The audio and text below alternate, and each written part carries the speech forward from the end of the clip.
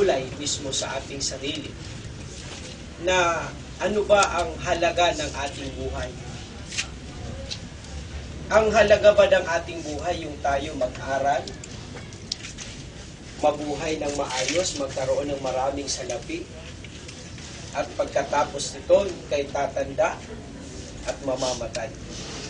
Hindi yun ang kahalagahan ng buhay. Mga minamahal kong mga kapatid at kaibigan, itinuturo ng Panginoon kung gaano kahalaga ang buhay. Ang sabi ng kasulatan, itong buhay na nasa atin ngayon ay dapat natin ito'y ipaglingkod sa Diyos. Pero papaano natin may paglilingkod sa Diyos ang ating buhay? Kinakailangan ang ating buhay ay atin itong matiyak. Saan kaya ako paroroon pagkatapos ng ating buhay? Dahil sa Biblia, ang sabi, sapagkat itinakda sa mga tao ang mamatay ng minsan, at ang pagkatapos nito'y ay ang pagbubuo. Hindi natin alam kung kailan magwawakas ang buhay natin. Pero, pinapatiyak ng Panginoon na bago magwakas ang ating buhay, dapat alam mo kung saan ang iyong patutungo.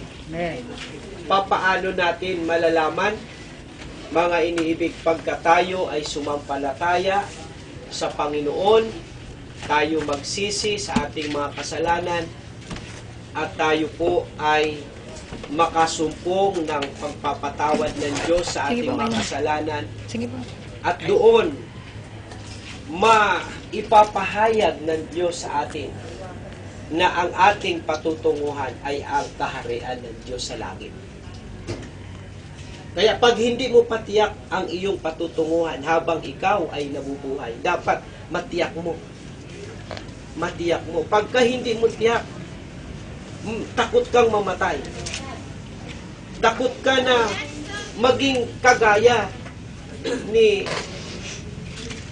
Nathan. Bakit? Hindi mo kasi alam ang iyong patutunguhan.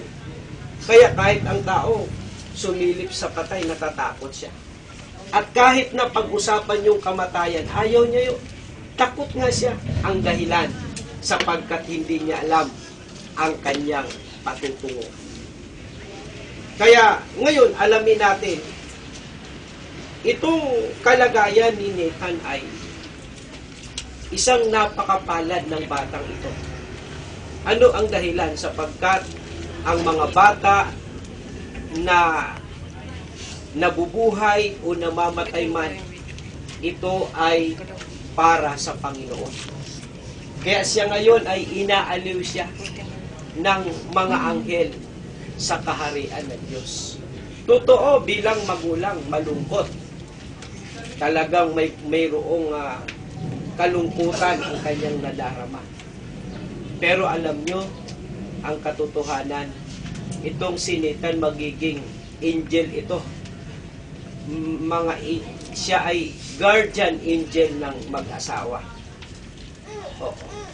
Bakit? Siya kasi ay inaaliw ng Diyos. At ang tao na namamatay, kapag siya ay ligtas, hindi siya mananatiling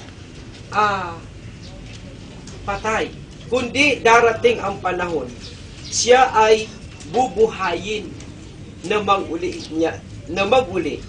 ng ating Panginoong Hesukristo. Kaya sabi sa 11:25 ng John hanggang 26, sinabi naman ni Jesus, ako ang muling pagkabuhay at ang buhay. Ang mananalig sa akin kahit mamatay, muling mabubuhay siya. At sino mang nabubuhay at nananalig sa akin ay hindi mamamatay kailanman. Paniniwalaan mo baga ito? Mga inibig, yung palang nakatiyak ng kanyang kaligtasan doon sa kaharian ng Diyos habang siya'y nabubuhay. Ang sabi, bagamat siya'y mamatay, ngunit bubuhayin naman siya uli ng Panginoon. Kaya ito si Nathan ay sa pagdating ng Panginoon at pagkabuhay na maguli, magiging kapiling uli nila ito. Sapagkat tapat ang pangako ng Diyos, yung nangamatay kay Kristo, mabubuhay na maguli. Yan, ay kung paano ang tao namatay na hindi natiyak ang kanyang patutunguhan. Mabubuhay din siya, pero hindi doon sa kaharian ng Diyos ang kanyang patutunguhan, kundi siya ay mabubuhay at ang kanyang patutunguhan ay walang iba kundi ang impyerno. Gaano kalaki ang impyerno at ano mayroon sa impyerno? Sabi, doon ay may uod na kumakain sa kanila at apoy na hindi namamatay. May biro nga dyan dahil magaling siyang magkumpuni ng air condition. Ang sabi niya, pag ako mamatay, magdadala ako ng air condition doon. Parang totoo, pero ang tao pagka namatay, wala siyang madadala ng anumang bagay. Magi ang ating katawan ay hindi niya madadala. Mga iniibig, sa mga sandaling ito, ano ang ating dapat na makita? Hanapin natin ang kaligtasan ng ating mga kaluluwa. Paano tatanggapin natin si Kristo na ating tagapagligtas? Tandaan natin, mahal tayo ng Panginoon. Hindi niya ibig na ang sino man ay mapahamak. Ang nais niya, ang lahat ng tao'y pumasok sa kaharian ng langit. Purihin ang Panginoon. At doon sa magulang ni Nathan, ang payo ng Panginoon, magpakatatag, sapagkat ang Diyos ang maglalaan ng lahat ng mga bagay. Ibinigay ng Diyos yun sa kanila at kinuha rin ng Panginoon. Darating ang pagkakataon na higit pa ang ibibigay ng Diyos. Yung nawala sa kanila, higit pa yun ang ibibigay ng Diyos.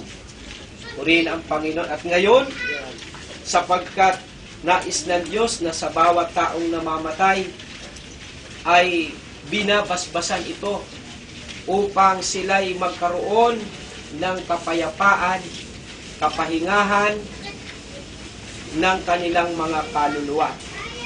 Purihin ang Panginoon. Kaya sa atin, ano ang ating gagawin? Itong ating pagkakatipon ngayon ay pagpapahayag ito ng pakikipagkaisa sa pamamagitan ng pagbasbas ng Diyos sa pamamagitan ng kanyang mga salita. Purihin ang Panginoon. Tayo ay sandaling manalangin. Aming Diyos na nasa langit, ang may akda ng buhay at kamatayan, amin pong kinikilala na ikaw ang bukal ng tunay na kapayapaan at kaaliwan para sa mga nagtitiwala sa iyo. Ipagkaloob mo po ang iyong kaaliwan para sa mga kapatid naming namimighati. Dahil sa pagpanaw ng kanilang anak na si Nathan, tulungan mo kaming lubusang magtiwala sa iyo, kalooban, para masumpungan naman namin sa iyo ang isang walang hanggang katapusan at maluwalhating tahanan sa pangalan ni Jesus na aming Panginoon. Amen. Ako ang muling pagkabuhay na maguli. Ang nananalig sa akin kahit mamatay ay muling mabubuhay, at sino mang nabubuhay at nananalig sa akin ay hindi na mamamatay. Si Yahweh ang aking pastol, hindi ako magkukulang, ako'y pinahihimlay sa mainam na pastulan, at inaakay niya ako sa tahimik na batisan.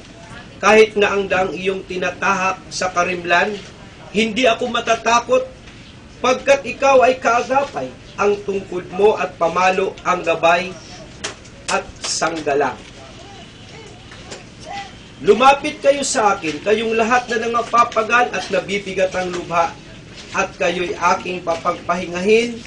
Pasanin ninyo ang aking pamatok at mag-aral kayo sa akin, Ako'y maamo at mapagpakumbabang loob at makasumpong kayo ng kapahingahan para sa inyong kaluluwa. Purihin ang Panginoon. Bago po natin isara ang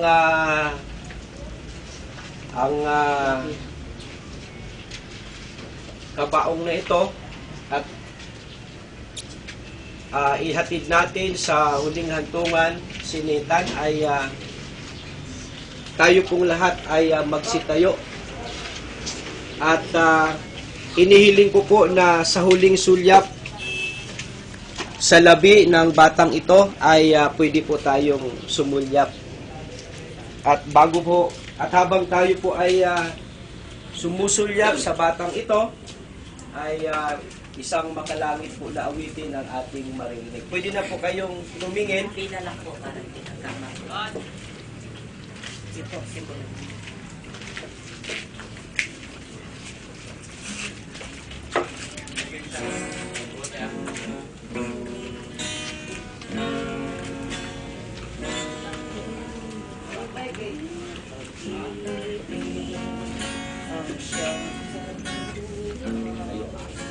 Sa ating puso at ang siyang nagtulong sa ating buhay, liwanag sa dilim at tagasay, pag-ibig natin.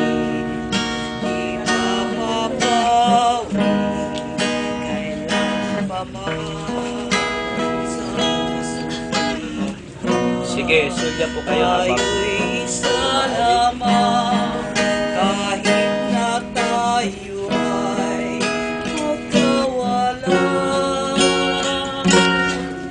Pagkat ang Diyos natin, Diyos ng pag-ibig,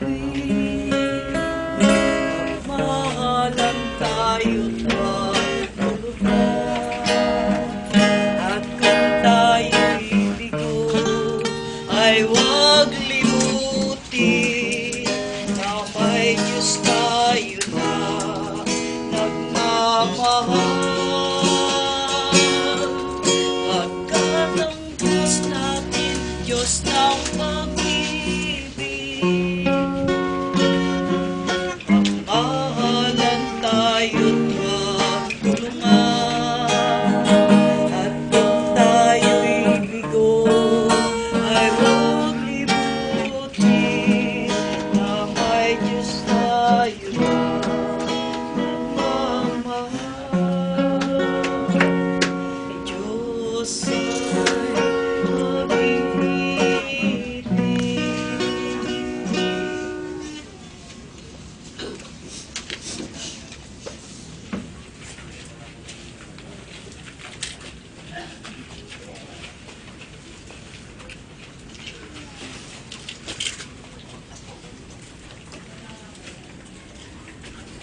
Makapangyarihan Diyos, Panginoon, at may lalang ng sanglilikha na may akda ng buhay ayon sa iyong dakilang kalooban. At habang minabuti mong tawagin sa iyong piling ang batang ito na si Baby Nathan, ngayon ay amin pong itinatalaga sa lupa ang kanyang katawan.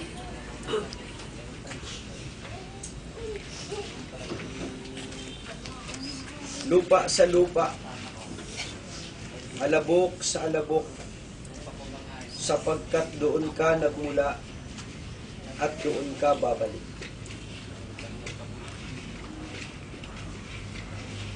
Mapalad ang mga namatay kay Kristo, sapagkat sila ay may pag-asa na walang hanggan.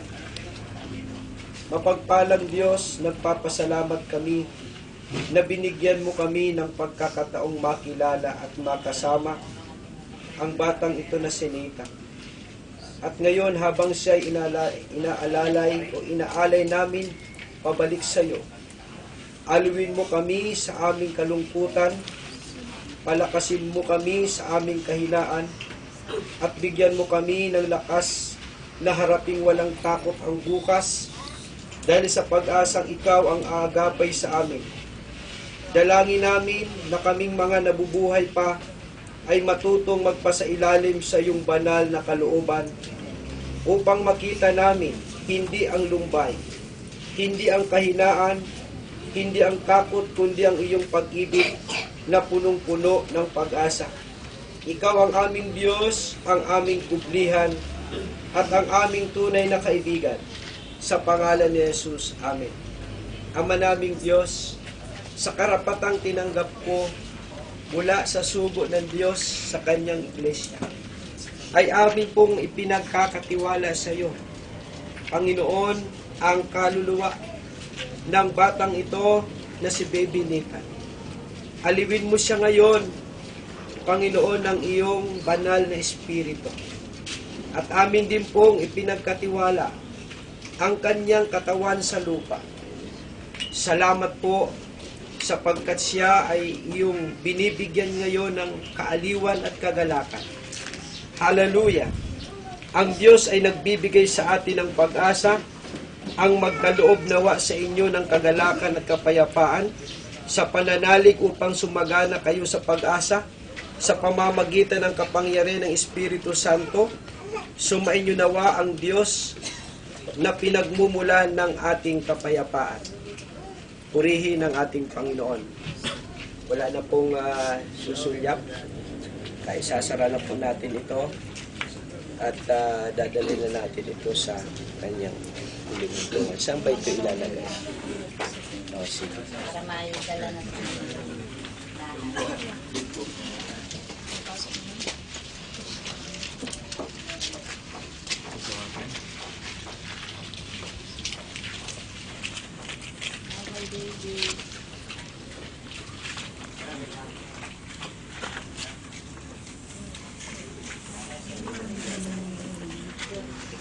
Sa dugo.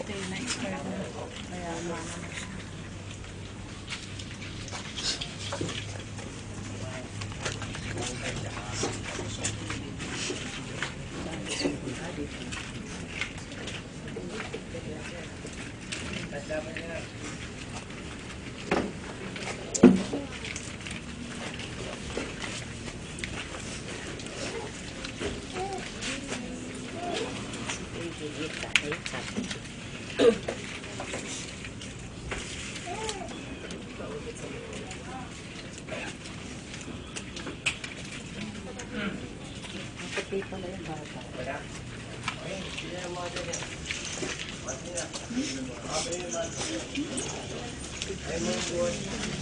Ay, nagkaroon siya nani sa loob. Uy, angat nyo. Ano yan? Ba't may ganun? Pumasok kasi nung binuksan. Balbo. Balbo yun.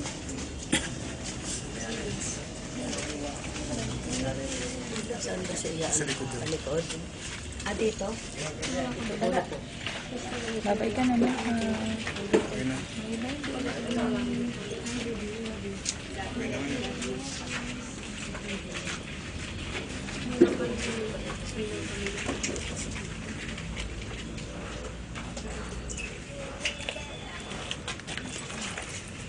Okay na?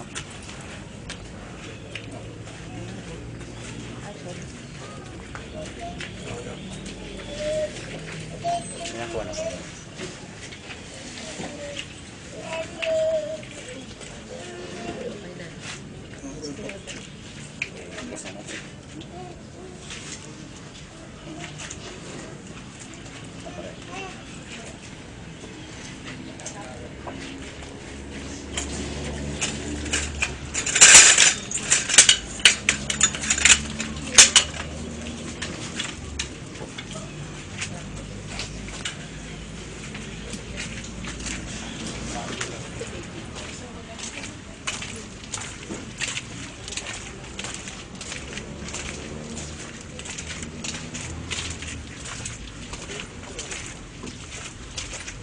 Lagyan mo ito. Ang tapo dyan. Ganyan. Gabi tsaka tayo.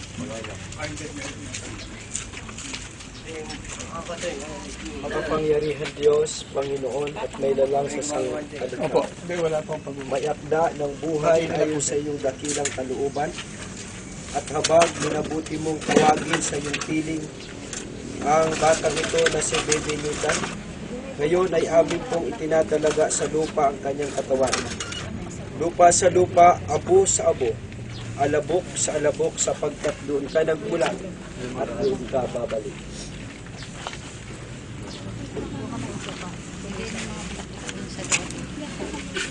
Bagay na Baby Nathan. Ito ang bantay namin. Lagay na nyo sa ano para sarado na. Okay, ilagay nyo doon sa loob niya. Sige, ilagay nyo yan kay baby. Kay baby yan, bawal nyo lahat yan.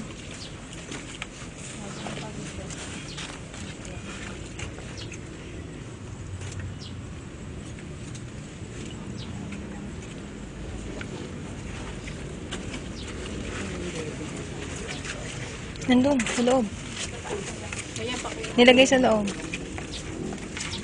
Di ba niyan sa taas? Sa taas, sa taas na lang. Ang kaso yun. Okay, sige po.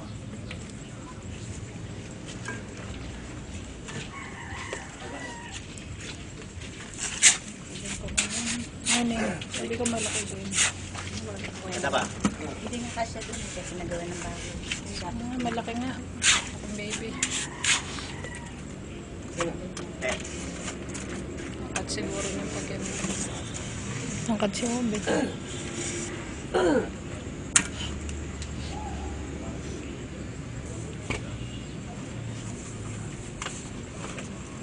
Ang dalawa na yung dadalawin natin dito. Nadadaan naman na siya ang kalmading. May pangalan daw. Pangalan pa niya. G. Wala tayong pangalan.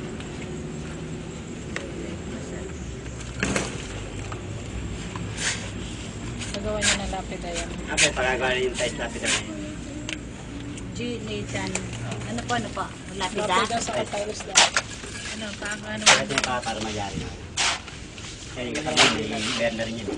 Nagawa na rin yun. Pagawa niya daw ng lapida sa katiles. Tatagal natin. Yung katabi niya, meron na rin yun. Okay, thank you.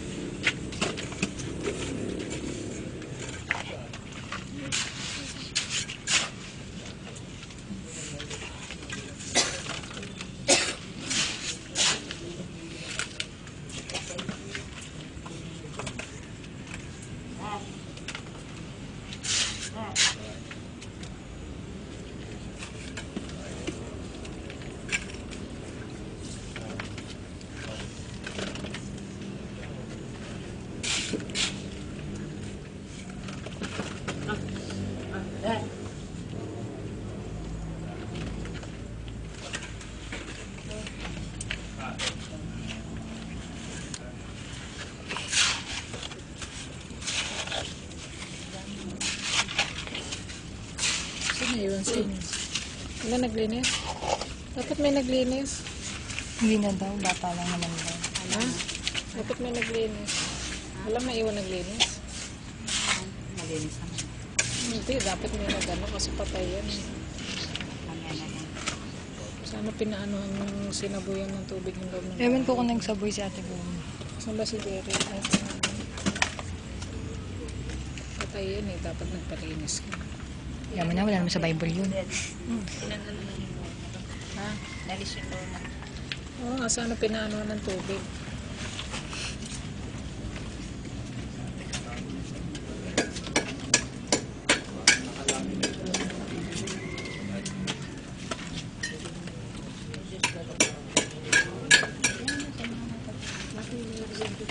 Mga baby na. Usapin niya ba? Ayun yung gagawin. Ay, parang yung ibang liit. Ang liit yan.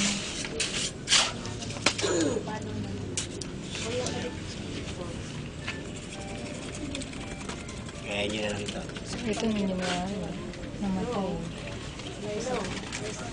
Oo, nakapasok pa siya sa mga. Ito po. Lalagyan naman po. Hindi naman live. Hindi naman malas. Ganun lang talaga. Kuya ba? Babalik na lang tayo. Sige. Pagbalik yung video. Ay, pagkain. Balik kami na may daw tara. Pagkain ito. Mahal ko sa... Yan po yan. Picture na yun. Lagyan mo rin ang ano sa kabila. Kung yung lalagyan ng kandila, pag talagyan. Kano din ba yan? Punta kayo. Pilipin nga natin, Luz. Bago tayo mo.